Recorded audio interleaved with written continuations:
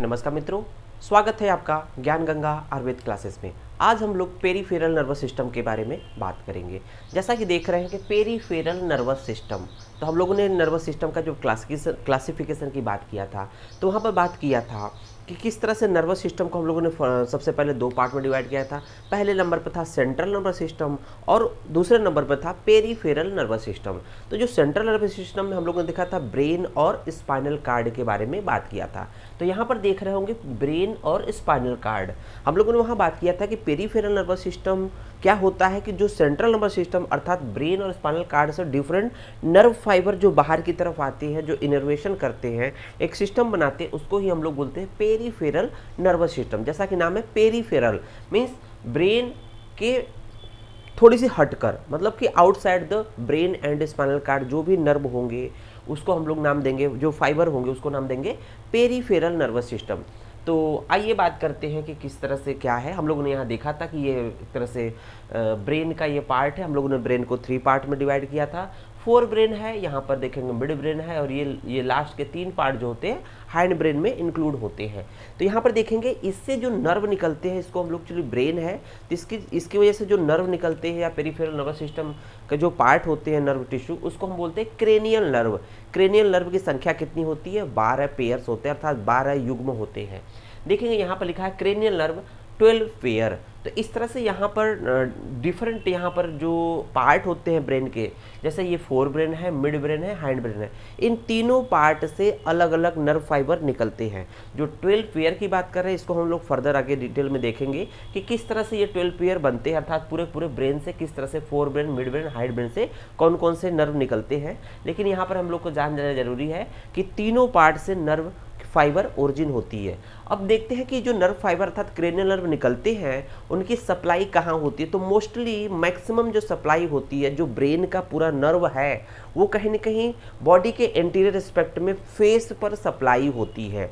तो हम लोग जो बोल रहे हैं, जो सुन रहे हैं, जो माउथ का मूवमेंट है, लिप का मूवमेंट है, आई लिड का मूवमेंट है, आई बाल का मूवमेंट है, या नोज से रिस्पायरेशन की प्रक्रिया हो रही है, या जो कुछ खाना खाते हैं, चबाते हैं, तो जो मसल एक्टिविटी हो रही है, ये सब कुछ गवर्न होती है, कंट्रोल होती है इस आपके क्रेनियल नर्व के थ्रू। जो पेरीफेरल नर्वस सिस्टम में आपके क्रेनियल नर्व आता है, तो इसी के थ्रू कंट्रोल होते हैं। ये नर्व कहाँ से निकल रहे हैं? सेंट्रल नर्वस सिस्टम ब्रेन से निकल रहे हैं। तो देख रहे होंगे यहाँ पर इस तरह से हम लोगों ने देखा कि जो मोस्ट ऑफ द नर्व है, वो कहीं ना कहीं जो क्रेनियल नर्व है या पेरीफेरल नर्वस सिस्टम का जो क्रेनियल नर्व होता है, ब्रेन से ओरिजिन होते हैं, उनका जो कंट्रोल होता है, उनका जो इनर्वेशन होता है फेस पर होता है। फेस के बिसरा such as eye, ear, nose, mouth. तो ये जो भी स्ट्रक्चर्स हैं या जो भी मांसपेशियां हैं, जो भी स्ट्रक्चर्स हैं, उनको, जो भी ग्लैंड्स होते हैं इस पे, उनको एक तरह से इनर्वेट करते, उनके एक्शन को कंट्रोल करते, रेगुलेट करते हैं।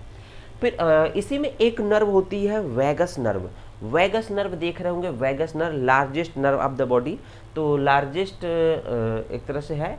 यहाँ पर देखेंगे कि सबसे इसका जो डिस्ट्रीब्यूशन बॉडी में सबसे ज़्यादा होता है, बॉडी में डिस्ट्रीब्यूशन इसका सबसे ज़्यादा होता है। अगर हम लोग बात करें वेगस नर्व जो होता है, इसकी ओरिजिन मेडुला ऑब्लांगेटा से निकलती है। मेडुला ऑब्लांगेटा क्या होता है? हैंड ब्रेन का सबसे लास्ट पार्ट होता है। तो यहाँ पर देख रहे होंगे वेगस नर्व निकल रही है, और ये कहीं ना कहीं डाउनवर्ड जाएगा। डाउनवर्ड जाने के बाद सबसे पहले थोरेसिक रीजन में लंग्स को सप्लाई करेगा। 2 लंग्स के बीच में कहीं ना कहीं जो एक तरह से मीडियास्टेनम स्पेस होता है, उसमें हार्ट लॉज होता है, हार्ट को सप्लाई करेगा। हार्ट के नीचे जाएंगे तो कहीं ना कहीं स्टमक को सप्लाई करेगा। स्टमक को सप्लाई करेगा, कहीं ना कहीं इंटेस्टाइन को सप्लाई करेगा। तो और इस तरह से इसकी सप्लाई बहुत ही लार्ज होने की वजह से वैगस का मतलब वॉन्डरिंग, मतलब इधर उधर भागने वाली, अर्थात इसका एक जगह स्थिर नहीं है। अर्थात यहाँ पर देखेंगे ऊपर से लेकर नीचे तक ये दौड़ती है, इसलिए इसको वैगस बोलते हैं। इसका एक्सटेंशन बहुत ज़्यादा होता है, नर्व सप्लाई बहुत ज़्यादा है। तो इस तरह से हम लोगों ने देखा 12 पेयर क्रेनियल नर्व के बारे में देखा। अब देखते हैं कि यहाँ पर जो इसके बाद जो सेंट्रल नर्वस सिस्टम का जो एक ब्रेन था, और ब्रेन का जो लोएस्ट पार्ट था, सबसे पोस्टीरियर पार्ट में हैंड ब्रेन का सबसे लास्ट पार्ट था, that is called medulla oblongata. कहीं ना कहीं मेडुला का एक्सटेंशन हम लोग मानते हैं, ये होता है आपका स्पाइनल कॉर्ड। तो इसको स्पाइनल मेडुला भी बोलते हैं, मेडुला स्पाइनलिस बोलते हैं, क्योंकि ये मेडुला का एक्सटेंशन होता है। तो देख रहे होंगे ये मेडुला होता है, मेडुला से स्पाइनल जो कॉर्ड से डिफरेंट नर्व फाइबर बाहर की तरफ निकलते हैं चारों तरफ। तो हम लोग देखेंगे कि जो हम लोग के दोनों आर्म होते हैं इसमें नर्व सप्लाई किसके थ्रू होता है, ये हम लोग का स्पाइनल नर्व होता है। या जो बॉडी होता है, चाहे एंटीरियर एस्पेक्ट में जो भी मसल्स हैं, विसरा है, ऑर्गन है, डिफरेंट जो विसरा ऑर्गन या मसल्स है, तो उसको सप्लाई करते हैं आपके ये पर्टिकुलर पेरीफेरल नर्वस सिस्टम। और साथ ही साथ क्या है, डिफरेंट जो विसराज है, आर्गन है, ग्लैंड है, इनको भी सप्लाई करते हैं आपके ये एक तरह से स्पाइनल नर्व। और स्पाइनल नर्व की संख्या की बात करें तो 31 पेयर होते हैं। तो 31 पेयर स्पाइनल नर्व होते हैं, दोनों साइड में होते हैं। अब देखते हैं किस तरह से हम लोग स्पाइनल पेरीफेरल नर्वस सिस्टम को अब क्लासिफाई करके पढ़ते हैं। तो यहाँ देख रहे होंगे कि क्या क्या चीज़ें हैं। तो यहाँ देख रहे हैं पेरीफेरल नर्वस सिस्टम को हम लोगों ने देखा कि यहाँ पर दो तरह के न्यूरॉन होते हैं, एक सेंसरी न्यूरॉन होता है, एक मोटर न्यूरॉन होता है। सेंसरी न्यूरॉन क्या करता है, जैसे कर लें कि जैसे बात करें सेंसरी न्यूरॉन क्या होता है, तो यहाँ पर जैसे मान लीजिए हम लोग टच किया, यहाँ पर टच हो रहा है, तो टच का जो मैसेज अब ये कहीं ना कहीं जिस न्यूरॉन के थ्रू ले आ रहा है उसको बोलेंगे एक तरह से स्पाइनल नर्व के थ्रू ही आएगा। स्पाइनल नर्व के थ्रू यहाँ स्पाइनल नर्व यहाँ से इंफॉर्मेशन ले आएगा और स्पाइनल कॉर्ड के इस लेवल पे ले आएगा, स्पाइनल कॉर्ड के इस लेवल पे आएगा। ब्रेन उसको प्रोसेस करेगा, एनालिसिस करेगा, उसके हिसाब से अभी जो मोटर एक्टिविटी होगी, तो जब ये एक्टिव हो जाएगा अर्थात जब सेंसरी सिस्टम अपना काम करेगा, तो कहीं ना कहीं देखेंगे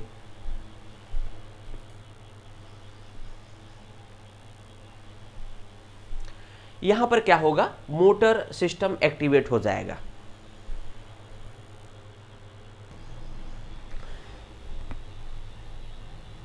मोटर सिस्टम जैसे ही एक्टिवेट होगा तो मोटर न्यूरॉन एक्टिवेट होंगे, तो इसका मतलब क्या होगा कि इसमें दो तरह के अब सिस्टम बनाते हैं। अब ये मोटर न्यूरॉन दो तरह के सिस्टम बनाते हैं। दूसरा क्या होता है, ऑटोनॉमिक नर्वस सिस्टम और सोमैटिक नर्वस सिस्टम। तो ऑटोनॉमिक नर्वस सिस्टम में देखेंगे, पहले देखेंगे सोमैटिक नर्वस सिस्टम। जैसा कि नाम है, सोमैटिक मीन्स बॉडी, सोमैटिक मतलब होता है voluntary movement of the skeletal muscles, अर्थात जो भी हम लोग के स्केलेटल सिस्टम से रिलेटेड जो मसल्स होती है उनको जो नर्व सप्लाई कौन करता है, मोस्टली कौन सप्लाई करता है, वो सोमैटिक नर्वस सिस्टम करते हैं, उसके मोटर न्यूरॉन करते हैं। तो कहीं ना कहीं जो voluntary movement of the skeletal muscles, जैसे हम लोग हाथ पैर अपनी गति मूवमेंट इधर उधर कर रहे हैं या जो भी एक्टिविटी है उस तरह के जो स्केलेटल सिस्टम से है, जिसे बोल भी रहे हैं, तो कहने कि ये भी स्केलेटल सिस्टम से अटैच है, फेस के स्केलेटन से अटैच है, बोन से अटैच जो मसल्स होंगे उनको जो नर्व सप्लाई देगा उसको हम लोग नाम देंगे सोमैटिक नर्वस सिस्टम। तो सोमैटिक नर्वस सिस्टम इस तरह से हो गया। अब आते हैं ऑटोनॉमिक नर्वस सिस्टम में। ऑटोनॉमिक नर्वस सिस्टम जैसा कि देख रहे होंगे, involuntary movement of smooth muscles and glands of organ. तो यहाँ कह रहा है कि involuntary movement of smooth muscles and glands of organ, जितने बॉडी में होते हैं जो कि इनवॉल्वेंट्री मूवमेंट होते हैं किसके, स्मूथ मसल्स, इसको कहते हैं heart muscles. Simply smooth muscles मतलब heart muscles, HM, heart muscle, heart की मांसपेशियों को जो ब्लड सप्लाई करता है उसको हम लोग बोलते हैं ऑटोनॉमिक नर्वस सिस्टम। साथ ही साथ जो ग्लैंड्स और आर्गन के डिफरेंट आर्गन के जो ग्लैंड्स होती है जो समय समय सीक्रेट होते हैं, वो भी कहीं ना कहीं ऑटोनॉमिक नर्वस सिस्टम के द्वारा ही एक्टिवेट होती है। अब देखते हैं कि ये जो ऑटोनॉमिक नर्वस सिस्टम को हम लोगों ने फर्दर दो पार्ट में सब डिवाइड किया है। एक तो है पैरासिम्पैथेटिक नर्वस सिस्टम, दूसरा है सिंपैथेटिक नर्वस सिस्टम। तो देख रहे होंगे पैरासिम्पैथेटिक नर्वस सिस्टम को हम लोग अगर दूसरा नाम दें तो इसको हम देखेंगे रेस्ट एंड डाइजेस्ट की कंडीशंस बोलते हैं। Parasympathetic means rest and digest की कंडीशंस होती है। दूसरा होता है सिंपैथेटिक नर्वस सिस्टम। तो सिंपैथेटिक को हम लोग एक्टिव और अलर्ट की कंडीशंस बोलते हैं। अर्थात जब पैरासिम्पैथेटिक नर्वस सिस्टम एक्टिवेट होता है तो क्या करता है, ये रेस्ट और डाइजेस्ट की कंडीशंस को लाता है। जब कोई स्ट्रेस की कंडीशन होती है उसको कंट्रोल करके कहता है रेस्ट और डाइजेस्ट की कंडीशंस में कन्वर्ट कर देता है। तो देखेंगे एक एक करके इसको हम लोग कोरिलेट करेंगे, जस्ट एक दूसरे के अपोजिट फंक्शन होते हैं पैरासिम्पैथेटिक एंड सिंपैथेटिक। तो पैरासिम्पैथेटिक में हम लोग देख रहे हैं कि यहाँ पर एक एक पार्ट को देखेंगे, उसी का कोरिलेशन यहाँ सिंपैथेटिक में देखेंगे। तो देखेंगे यहाँ पर प्यूपिल कॉन्स्ट्रिक्ट है।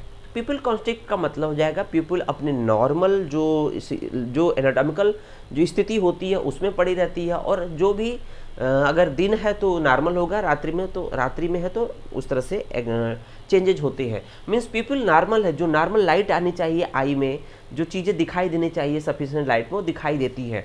लेकिन क्या करते हैं, पीपल कॉन्स्ट्रिक्ट हो जाता है। फिर दूसरा चीज़ है सलाइवेशन। सलाइवेशन मतलब होता है कि सलाइवा सिक्रीशन होते रहता है। सलाइवा सिक्रीशन होने का मतलब कि यहाँ कहीं ना कहीं भूख और खाने पीने की चीज़ें प्रोसेस चल रही है। जैसे कोई चीज़ स्मेल लिया और कोई सुगंधित द्रव्य किचन जो स्मेल आया किचन से, और उसका जो स्मेल आता है तो सलाइवा सिक्रीट होता है। इसका मतलब अब डाइजेस्टिव जूसेस सिक्रीट हो रहे हैं। इसका मतलब खाने पीने से संबंधित है, रेस्ट एंड डाइजेस्ट से संबंधित बात कर रहे हैं। फिर एयरवेज कॉन्स्ट्रिक्ट। एयरवेज जो है नॉर्मल कंडीशन में होगा, जो नॉर्मल रिस्पायरेशन, जो रेस्ट की कंडीशन में रिस्पायरेशन होता है, सांस का लेना और छोड़ना, ये कहीं ना कहीं एयरवेज कॉन्स्ट्रिक्ट को बताता है। फिर देखेंगे heart rate slow. Heart rate slow का मतलब जो है रिलैक्स कंडीशंस में जो भी हार्ट रेट होता है वो इस समय ये कार्य करता है। इसका काम होता है कि उसको नॉर्मल कंडीशंस में लाना। फिर देखेंगे स्टमक डाइजेस्ट। तो कह रहे हैं कि रेस्ट एंड डाइजेस्ट की कंडीशन बोलते हैं पैरासिम्पैथेटिक को। तो यहाँ कह रहा है स्टमक डाइजेस्ट। जो भी खाया पिया हुआ चीज़ें स्टमक में पड़ा होता है वो क्या करता है, वो डाइजेस्ट करता है और वहाँ डाइजेस्टिव जूसेस सिक्रीट करता है। इंटेस्टाइन डाइजेस्ट, जिस तरह से हार्ट स्टमक डाइजेस्ट कर रहा है उसी तरह से इंटेस्टाइन में अपना डाइजेशन का काम रिलैक्स होकर करेगा। उसके बाद देखेंगे ब्लैडर कॉन्स्ट्रिक्ट। ब्लैडर कॉन्स्ट्रिक्ट रहता है मीन्स जो हम लोग अगर इस कंडीशंस में जब रिलैक्स रहते हैं तो खूब खाते पीते हैं, खूब खाना खाएंगे, खूब पानी पिएंगे, तो क्या कहेगा कि रिलैक्स ब्लैडर है। मतलब नॉर्मल ब्लैडर तो ज़्यादा बार बार यूरिनेशन होता है, बार बार मतलब जो नॉर्मल कंडीशन है यूरिनेशन की वो होती रहती है। तो ऐसा नहीं है कि रिलैक्स कंस्ट्रिक्ट हो गया तो बहुत ज़्यादा हो जाएगा। तो ये नॉर्मल कंडीशंस को रिप्रेजेंट कर रहा है। उसके बाद देखें reproductive system increases blood flow. तो इस कंडीशंस में जो रिप्रोडक्टिव सिस्टम अर्थात अलग अलग विसरा पे इनका क्या इफेक्ट है यहाँ बताया गया है कि रिप्रोडक्टिव जो ऑर्गन्स होते हैं वहाँ पर उस समय ब्लड सप्लाई की मात्रा ज़्यादा बढ़ी रहती है। इसके जस्ट अपोजिट देखेंगे सिंपैथेटिक नर्वस सिस्टम के बारे में।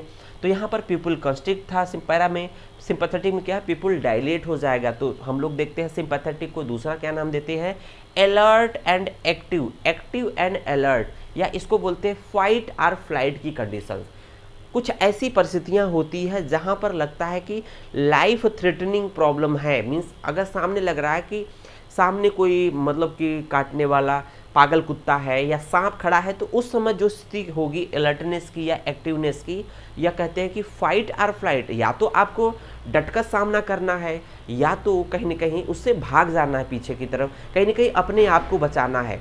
तो चाहे उसको डटकर सामना करे चाहे भाग जाए, दोनों कंडीशन में क्या हो जाएगा, अपने आप को बचाना है। तो ये क्या करता है कि एक तरह से सिंपैथेटिक है, मीन्स सिंपैथी प्रोवाइड करता है टू लाइफ, जीवन के प्रति सिंपैथी या संवेदना प्रोवाइड करता है। फिर देखेंगे यहाँ पर क्या होगा, जब स्ट्रेस की कंडीशन होगी तो प्यूपिल क्या होगा, डायलेट रहेगा, ज़्यादा लाइट। अगर थोड़ा अंधेरा भी है ना, ज़्यादा लाइट आएगी, आपको सब कुछ दिखाई देगा। तो सब कुछ दिखाई देने का मतलब हो जाएगा आप अपने हिसाब से कार्य कर सकते हो, उसको मारना तो मार सकते हो, भागना तो भाग सकते हैं। फिर देखेंगे सलाइवा इनहिबिटेड। यहाँ खाने पीने की चीज़ें दिमाग में नहीं चलेंगी, क्योंकि यहाँ पर क्या होता है कि यहाँ पर जो ब्लड फ्लो, यहाँ पर क्या होगा कि आपको भागना है या सामना करना, तो जो भी जैसे जो पर्टिकुलर स्केलेटल सिस्टम्स होते हैं, खास तौर से वहाँ पर जहाँ से हमें एक जैसे पैर के जो हाथ और पैर के जो मसल्स होती है, मतलब ब्लड फ्लो बढ़ जाएगा, ब्लड वेसल्स डायलेट कर जाएंगे, उसमें ज़्यादा ब्लड आ जाएगा। तो ये सब चीज़ें यहाँ पर हो रही है। तो कह रहा है कि एयरवेज सलाइवा इनहिबिटेड हो जाता है, मतलब खाने पीने की चीज़ें नहीं, वहाँ अलर्ट एक्टिव कंडीशन होती है। और यहाँ देखेंगे एयरवेज डायलेट हो जाएगा। एयरवेज जो होता है साइज बढ़ जाएगा, जिससे ज़्यादा रिस्पायरेशन ले सके, ज़्यादा सांस अंदर जाए और ज़्यादा ऑक्सीजन कंज्यूम हो और एनर्जी जनरेट हो। फिर देखेंगे हार्ट रेट क्या हो जाएगा, इंक्रीज हो जाता है। तो नॉर्मल सी बात है, हार्ट रेट जब ज़्यादा ब्लड सप्लाई का तो हार्ट क्या हो जाए, तर, ये हार्ट रेट बहुत तेज पल्पेट करता है। तो ऐसी स्थिति में ज़्यादा जो विसरा होते हैं, जिनको ज़्यादा एक्टिव रहना है, चाहे लड़ाई करना हो चाहे भाग जाना हो, तो उस कंडीशन में वहाँ ब्लड सप्लाई ज़्यादा पहुँचाना है। फिर देखेंगे इनहिबिट डाइजेस्टिव सिस्टम भी इंक्रीज रहेगा, क्योंकि यहाँ पर खाने पीने संबंधित बात नहीं हो रही है, यहाँ पर लड़ाई झगड़े की बात हो रही है, अपने जीवन को बचाने की बात हो रही है। फिर यहाँ देखेंगे लीवर रिलीजेज ग्लूकोज। तो ये बात आती है कि जब डाइजेशन नहीं हो रहा तो एनर्जी कहाँ से मिलेगा, तो जो लीवर में ग्लूकोज जो एकत्रित रहता है, कलेक्ट रहता है, वो रिलीज करना सुन लगता है, उसको हम बोलते हैं ग्लाइकोलाइसिस होने लगता है। लीवर का जो ग्लूकोज होता है उसका ब्रेक डाउन होने लगता है, तो लीवर रिलीजेज ग्लूकोजेज। फिर देखेंगे इंटेस्टाइन इनहिबिट डाइजेशन। तो इंटेस्टाइन भी अपना पाचन सामंता रोक देगा। और देखेंगे ब्लैडर रिलैक्स हो जाएगा। ब्लैडर रिलैक्स मतलब ऐसी स्थिति में अगर आपको टॉयलेट लगे तो ऐसी स्थिति में टॉयलेट और बाथरूम नहीं लगेगा, क्योंकि यहाँ पर आपको जान की पड़ी होती है, आपको भागना पड़ता है, तो इसलिए क्या करता है कि यहाँ पर ब्लैडर रिलैक्स मतलब ब्लैडर की कैपेसिटी बढ़ जाती है, साइज बढ़ जाती है कि अगर टॉयलेट ज़्यादा समय तक भी रहे तो भी आपका रिलैक्स रखे, आपको अपने जीवन बचाना है, न कि टॉयलेट करना है, बाथरूम जाना है। फिर देखेंगे यहाँ पर रिप्रोडक्टिव सिस्टम का ब्लड फ्लो डिक्रीज हो जाएगा, क्योंकि वहाँ पर जो रिलैक्स की कंडीशंस नहीं है। ये जो भी चीज़ें हो रही है रिलैक्स कंडीशंस होती है, ये जो भी है एक्टिव अलर्ट की कंडीशंस बताई जा रही है। Kidney releases adrenal enzyme. तो कुछ इस तरह से हम लोगों ने देखा कि सिंपैथेटिक और पैरासिम्पैथेटिक नर्वस सिस्टम को हम लोगों ने किस तरह से सब डिवाइड किया, और किस तरह से हम लोग का ये पेरीफेरल नर्वस सिस्टम हम लोग का ये एक्टिवेट होता, और इसमें क्या क्या चीज़ें होती इसके बारे में आप लोगों ने कंप्लीट देखा। धन्यवाद।